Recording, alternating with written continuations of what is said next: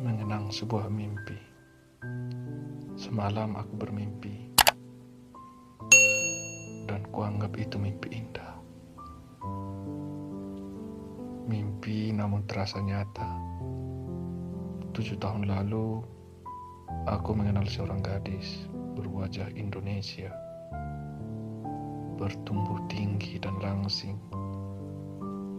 model catwalk. Kita sama saja menjalani masa aspek kampus. Awalnya aku tidak peduli dengan keadaan sekitar. Aku mulai bergaul dengan beberapa mahasiswa baru lainnya. Suatu hari, aku melihatmu sedang mencabuti rumput di depan kampus kita. Kamu sedang dihukum rupanya, akibat keterlambatanmu. Kemudian aku senyum kepadamu. Aku membalas dengan senyum lebar juga. Tak dianya, ternyata kita sama-sama menjadi salah satu petugas P2M. Sejak hari itu, kita menjadi dekat, bahkan lebih dekat daripada lainnya. Kemana saja kita berdua, kamu tidak akan masuk kuliah jika aku belum menampakkan batang hidung. Kebetulan ke mall, kemanapun, kita sudah tak terpisahkan. Mungkin itu dalam benak orang-orang. Bagiku, kamu tempatku berbagi semua. Tawa, air mata, dan seluruh kisahku dan keluargaku. Begitu juga kamu, termasuk kisahmu yang bukan anak kandung dari ibu dan bapakmu. Tapi aku tidak ada di sisimu saat kau menangis dan hampir mengalami kecelakaan.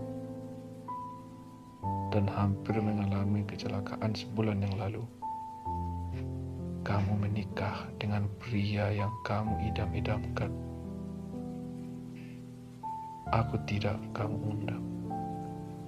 Jangankan demikian, mengirim SMS pun tidak lagi kamu lakukan sejak aku mengambil studi S2. Dan semalam aku bermimpi bertemu denganmu dan ngobrol panjang denganmu.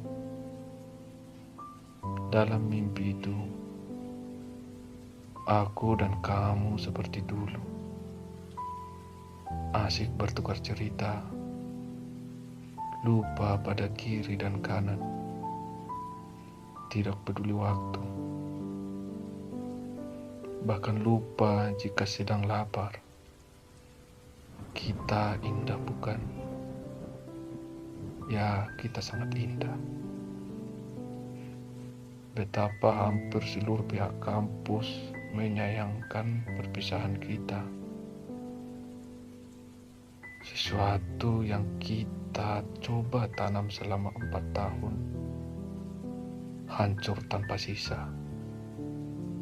Dan yang paling buruk, penyebabnya sangat sulit untuk diurai. Sehingga semua orang berpikiran seakan-akan kita terpisah karena masalah pria. Karena ini, karena itu. Tapi saat itu aku tak peduli. Sedikit pun aku tak mau dengar apa kata semua orang. Agar aku mau berkomunikasi denganmu. Bahkan ketika salah seorang temanku mengatakan, aku yang egois dalam hubungan kita. Aku sakit, merasa sakit. Mereka terlampau sedikit mengenal kita. Terlampau dangkal mengenai kamu. Terlalu cepat menarik kesimpulan dari apa yang terjadi. Aku meninggalkan kota ini dengan sejuta rasa rindu, sedih, pilu terkumpul jadi satu dalam relung hatiku. Kamu orang yang paling berharga yang aku miliki. Kamu orang yang selalu sependapat denganku. Kamu orang yang selalu bisa mengambil hatiku. Dan kamu ternyata adalah orang yang paling mengerti aku. Semua itu terlambat aku sadari. Hingga mimpi tadi malam menggelayut dalam malamku.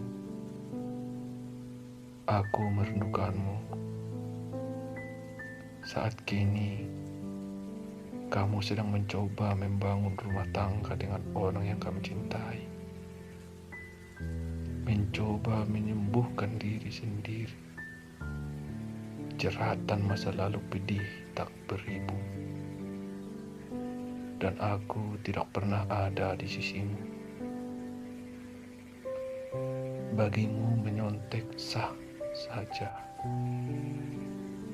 Mengambil hasil karya orang itu tidak apa-apa, asal sedikit bagimu. Sedikit melunjak tidak mengapa. Sedikit menggunakan rayuan dan wajah cantikmu agar orang-orang di sekitarmu terpaku. Itu adalah hal yang sah. Tapi aku tidak.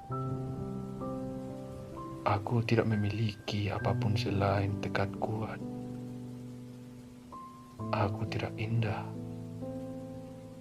Bersebelahan denganmu, aku pasti dikira ojekmu. Aku mulai risih dengan semua itu. Aku bosan dengan musuh-musuhmu.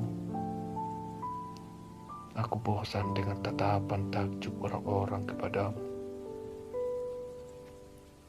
Dan aku memilih pergi. Aku pun bosan dengan caramu belajar.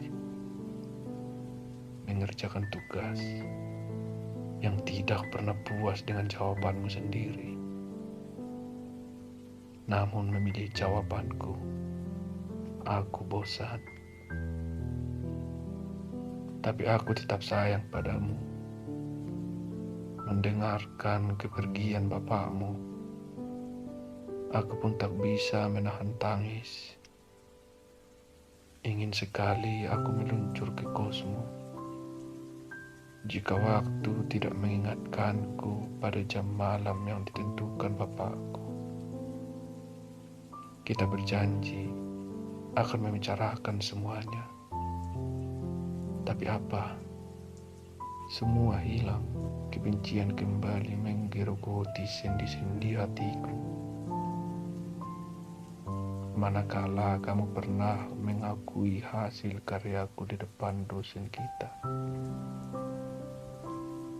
Tepat di depan mataku, hanya pilu yang aku rasa. Dan aku coba simpan. Dan hanya aku yang tahu.